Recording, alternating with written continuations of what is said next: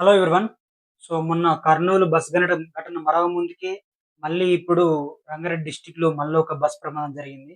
అప్పుడు private traveller అని చెప్పి అది ఇది అని మాట్లాడారు. దానికి సంబంధించి కొన్ని వీడియోలు చాలామంది చనిపోయారు. అప్పుడు గూడా చాలామందికి గాయాలయ్యాయి. బస్ మొత్తం మంటలు కాలిపోయింది. అప్పుడు డ్రైవర్ నిర్లక్ష్యం లేకపోతే వాళ్ళు తాగి బండి అక్కడ రోడ్డుపై పడిపోవడం అని చాలా అనుమానాలు వెల్లువరి దానిపైన వచ్చాయి. ఏదేమైనా ఆ యాక్సిడెంట్ అయ్యి ఒక తెలుగు ప్రజలందరినీ ఒక శోకంలో నింపేసింది.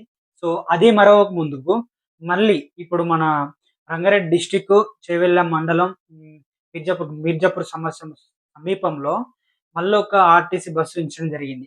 సో, దీనికి కారణాలు ఏంటి అనేది ఇంకా పూర్తిగా తెలియాల్సి ఉంది. దానిపైన దర్యాప్తు జరుపుతున్నారు.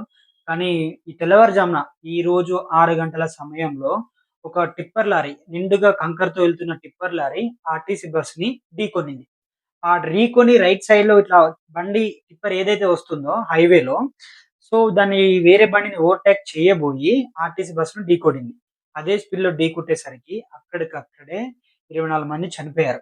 ఆ కంకర ట్రిప్‌తో ఏదైతే ఎళ్తుందో టిప్పరు, ఆ టిప్పర్‌లో ఉన్న కంకరంతా బస్‌లో పడిపోయి, ఆ బస్‌లో ఉన్న వాళ్ళు మొత్తం కంకరలో మునిగిపోయారు. ఎక్కడోళ్ళు పడిపోయారు. అసలు ఆ కంకరలో కొందరు శ్వాస ఆడక కూడా చనిపోయారంటున్నారు. రెస్క్యూ టీమ్ అక్కడికెళ్ళి మొత్తం అందరిని తీయడం, సహాయక చర్యలు అందించడం అసలు అక్కడ ఘటనలు టీవీలో చూస్తుంటే మనసు అత్తుకపోతుంది. తెలుగు రాష్ట్రాలలో ఇలాంటి సంఘటనలు బాగా జరుగుతున్నాయి ఈ మధ్యలో. అసలు ఆ బస్సు ప్రమాదాలు లేకుంటే చిన్న చిన్న సమస్యలకి ఏవైనా చనిపోవడాలు ఇట్లాంటివి చాలా జరుగుతున్నాయి. ఇప్పుడు ఈ మొన్న కర్నూలు ఘటన మరొక ముందుకి అదే సేమ్ బస్ స్టాండ్స్ సేమ్ హైవేలోనే సేమ్ ఇప్పుడు మళ్ళీ ఇది జరిగింది అప్పుడు అక్కడ ఏపీలో, ఇప్పుడు తెలంగాణలో. అసలు చాలా బాధ అనిపించింది. అది తెలిసిన వెంటనే ఆ న్యూస్ చూసిన వెంటనే దాని గురించి తెలుసుకుందాం, ఒకసారి మాట్లాడదాం, ఎక్స్‌ప్లెయిన్ చేద్దాం అని చెప్పేసి మాట్లాడుతున్నా. మనకందులో చిన్న పిల్లలైనా, ఎవ్వరైనా పెద్దవాళ్ళ నుండి చిన్నవాళ్ళు ప్రతి ఒక్కరు పాపం ఫోటోలు చూస్తుంటే చాలా బాధ అనిపిస్తుంది. గుండె నదుకుపోయే విధంగా ఉన్నాయి. ఆ చిన్న పిల్లని పాప ముస్లిం అమ్మాయి, ముస్లిం వాళ్ళ చిన్న పాప ఆమె ఇద్దరు అక్కడ చనిపోవడం కనబడడం. ముగ్గురు అక్క చెల్లెళ్ళట. ఒకే ఇంట్లోకి చెందిన ముగ్గురు అక్క చెల్లెళ్ళు వాళ్ళు చనిపోవడం. చాలా మందికి ఇలా చిన్న చిన్న ప్రాణాలతో బయటపడడం. కొందరు పేరెంట్స్ చనిపోవడం. కళ్ళ ముందే మమ్మీ చనిపోయిందని చెప్పడం. మా అక్క చనిపోయిందని, తమ్ముడు చనిపోయిందని ఏడవడం చాలా బాధ అనిపిస్తుంది. సో, ఆ ఇన్సిడెంట్స్ ఎలా జరిగిందంటే, ఆ పొద్దున సమయంలో మరి అతను ఎందుకు ఓవర్‌టేక్ చేశాడు అంతగా? హైవే మీద ఇప్పుడు అది పెద్ద హైవేనే. హైవే అన్నప్పుడు ఒకటే సింగిల్ హైవే వచ్చినప్పుడు దానికి ఎదురుంగా ఇదొస్తుంది. మేబీ మరి ఇది ఎక్కిళ్ళిందా? తెలీదని తాకేసిందో తెలియదు గానీ, ఆహ్, కరెక్ట్‌గా ఇన్ఫర్మేషన్ రాలేదు గానీ, టిప్పర్ అయితే ఎప్పుడైతే దాన్ని ఓవర్‌టేక్ చేసి బస్ మీదకెళ్ళిపోయిందో, ఆ రైట్ సైడ్ మొత్తం బస్ మొత్తం అయిపోయింది. ఏం లేకుండా అసలు తుక్కు తుక్కు, పార్ట్ పార్ట్‌గా గుర్తుపట్టలేని విధంగా అయిపోయింది మొత్తం. అక్కడ విజువల్స్ టీవీలలో మనం చూసినట్టయితే ఎక్స్‌క్లూజివ్‌గా అసలక్కడ మొత్తం కంకరతో నిండిపోయింది బస్సంతా. ఆ కంకరలో ఇట్లా మునిగిపోయి, అక్కడ ప్రయాణిస్తున్న ప్రయాణికులు మొత్తం అందులో బస్సులో వచ్చేవాళ్ళు మొత్తం 70 మందున్నారంట. 70 మంది ఆల్‌మోస్ట్ బస్ ఫుల్‌గా వస్తుంది మొత్తం. ఇప్పుడు హైదరాబాద్‌కది. ఆ హైవే గూడా హైదరాబాద్ టు బీజాపూర్ హైవే పెద్ద హైవేనే. అంత ఫుల్‌గా వస్తుంది బస్సు గూడా. తెల్లవారుజామున కాబట్టి చాలా మంది ఇగ పడుకొనే ఉంటారు. మళ్ళా డ్రైవర్ గూడా అసలు ఇయాల లీవ్ తీసుకోవాల్సింది. నాన్ స్టాప్‌గా నిన్న వర్క్ చేసాడట. ఇవాళ గూడా వర్క్ చేసి బస్ నడుపుకొని వస్తున్నాడట.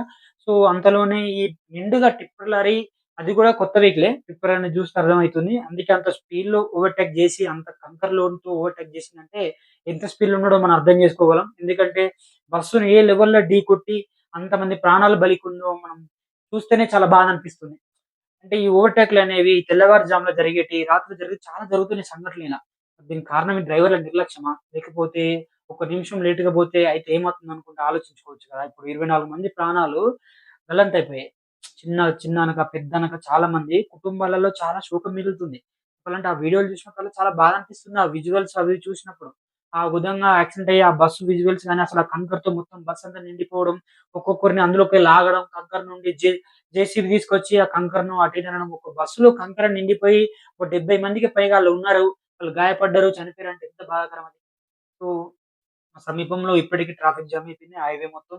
అక్కడంతా తీసేస్తున్నారు. నీట్‌గా చేసేస్తున్నారు. ప్లస్ దాని గురించి ఇప్పుడు దర్యాప్తు జరగాల్సుంది. మరి కరెక్ట్ ఓవర్ చేసొచ్చాడా? మరి బస్సు కరెక్ట్‌గానే వస్తుందా? ఇంకా మాకన్నీ తెలియాల్సుంది. మొత్తం మీదైతే టిప్పరే బస్ మీదకెళ్ళి గుద్దిందని మనకి ఇప్పటివరకే సమాచారం. మరి ఇందులో ఇంకేమన్నా ట్విస్ట్‌లు ఏమన్నా ఉన్నాయా? ఎందుకంటే మొన్న జరిగిన ఏపీలో జరిగిన కర్నూలు హైవే మీద జరిగిన బస్ డిపో దాని గురించి ఆ యాక్సిడెంట్ గురించి చూసుకుంటే ఎన్నో నిజాలు బయటపడ్డాయి. ఇద్దరు అబ్బాయిలు తాగి రావడం, రోడ్ మీద బండి పడేయడం. డ్రైవర్ దాని మీదకి ఎక్కేయడం, మంటలు చెలరేగడం, అతను అందులో దుంకి పారిపోవడం, వాళ్ళందరూ మంటలో కాలిపోవడం చాలా బాధ అనిపించింది అది గూడా. ఎందుకంటే ఇప్పుడు ఈ ఈ సంఘటన మరో ముందుకి మళ్ళొకటి. దారుణంగా అనిపిస్తుంది ఇవన్నీ చూస్తున్నట్టయితే.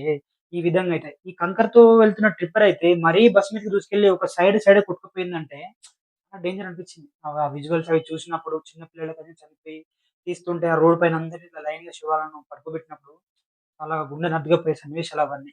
వినివే వాళ్ళందరి వివేకాలకు శాంతి కలిగించాలని ప్రార్థన చేసుకుందాం. ఎందుకంటే మన తెలుగు రాష్ట్రాల్లో ఇలాంటి సంఘటనలు చాలా బాధ అనిపిస్తుంది. ఎక్కడ జరిగినా బాధపడతాం మనం ఆల్‌మోస్ట్ గాని.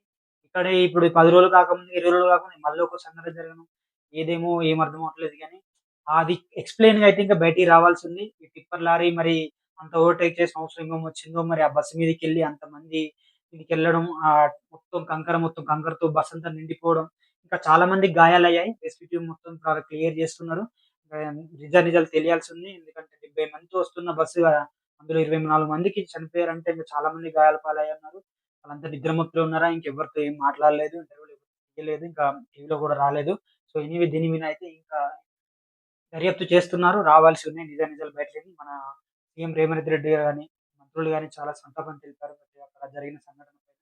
అక్కడికెళ్తున్నారు, పరిశీలిస్తున్నారు. ఎలా అయిందని చూస్తున్నారు. ప్రతి ఒక్కరిని దగ్గరుండి చూసుకుంటున్నారు. మనం ఇలాంటి సంఘటనలు జరగొద్దని కోరుకుందాం. అట్‌లీస్ట్ మనం ఏం చేయకపోయినా గూడా.